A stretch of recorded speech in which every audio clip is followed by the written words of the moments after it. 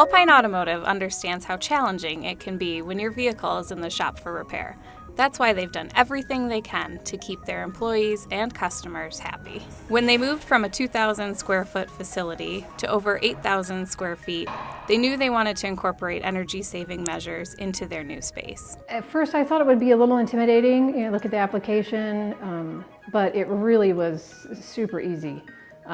There were two individuals with Idaho Power that were there for me. I called on multiple occasions.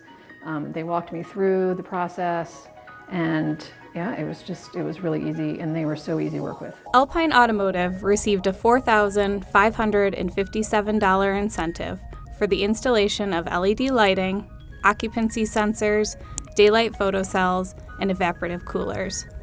These measures are expected to save 15,990 kilowatt hours per year. The evaporative coolers were extremely handy. This summer we opened on August 1st.